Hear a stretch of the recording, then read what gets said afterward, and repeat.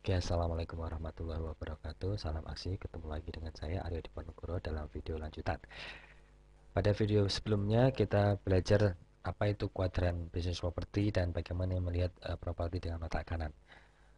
Nah, kali ini saya akan membahas tentang step by step menjadi developer properti, di mana itu adalah kuadran ketiga dalam kuadran bisnis properti. Ada tiga langkah utama yang harus kita pelajari. Yang pertama adalah pra-operasional, yang kedua perencanaan, dan yang ketiga adalah operasional dari developer itu sendiri. Anda bisa lihat di gambar.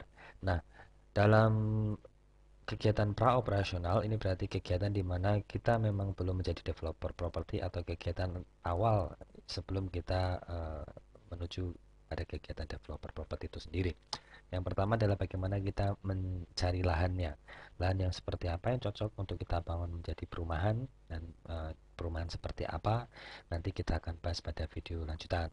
Kemudian ada dua survei. Survei tentu ada survei pasar itu sendiri. Yang kedua juga survei tentang produk itu sendiri atau lahan itu sendiri juga harus kita survei. Tidak mungkin kita membangun perumahan atau komplek perumahan tanpa melihat survei lokasinya. Nah, apa saja yang harus kita survei nanti kita akan bahas pada video berikutnya. Kemudian survei yang kedua, survei pasar, bagaimana kondisi pasar, bagaimana daya serapnya, nanti kita juga akan bahas pada video lanjutan. Kemudian yang ketiga adalah quick count. Quick count adalah cara menghitung cepat sebuah proyeksi keuangan, bukan menjadi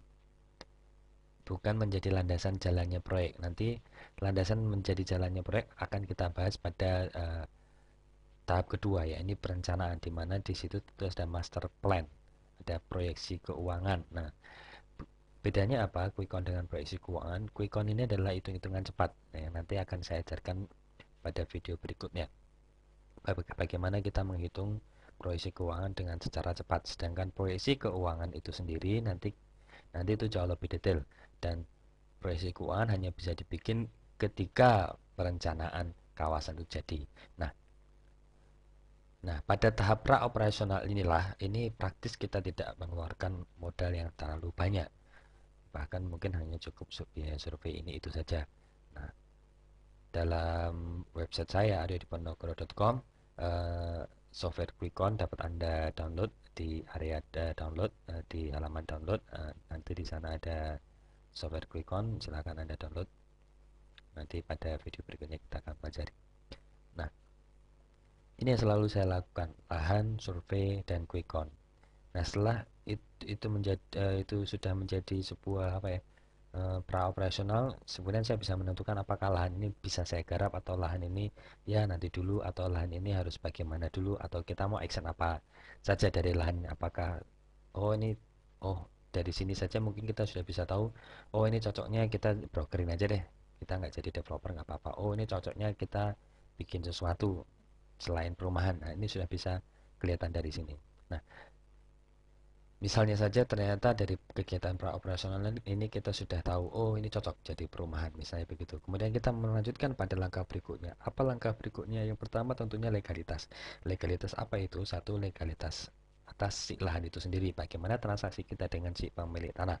Yang kedua adalah legalitas itu proyek, karena namanya perumahan itu harus memiliki legalitas atau perizinan. Nah, perizinan ini harus kita urus di Pemda. Pada video lanjutan nanti kita akan bahas tentang perizinan. Yang ketiga adalah membuat master plan. Membuat master plan ini tentunya kita harus bekerja sama dengan perencanaan atau teman-teman dari bidang arsitektural. Yang kedua, kita juga harus bekerja sama dengan teman-teman yang memang sudah memiliki basic keilmuan tentang proyeksi keuangan. Satu, orang manajemen keuangan. Yang kedua, mungkin kita harus membutuhkan relasi di konstruksi, karena di dalam perhitungan proyeksi keuangan itu banyak sekali hitung-hitungan yang berkaitan dengan konstruksi. Nah, itu saya jadikan satu paket menjadi master plan. Tentu saja saya ulang lagi bahwasanya proyeksi keuangan hanya bisa dibikin ketika perencanaan itu jadi. Perencanaan itu apa saja?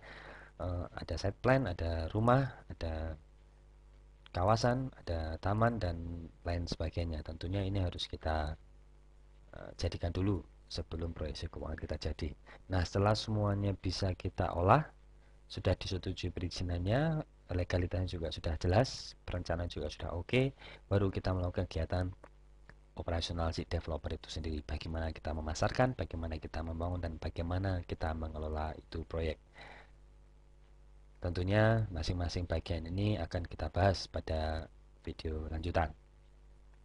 Semoga dalam pelajaran kali ini Anda bisa memahami step by step menjadi developer, dan Anda bisa memahami, bisa menjawab pertanyaan. Misalnya pertanyaannya, bagaimana sih caranya menjadi developer? Inilah dia caranya menjadi developer.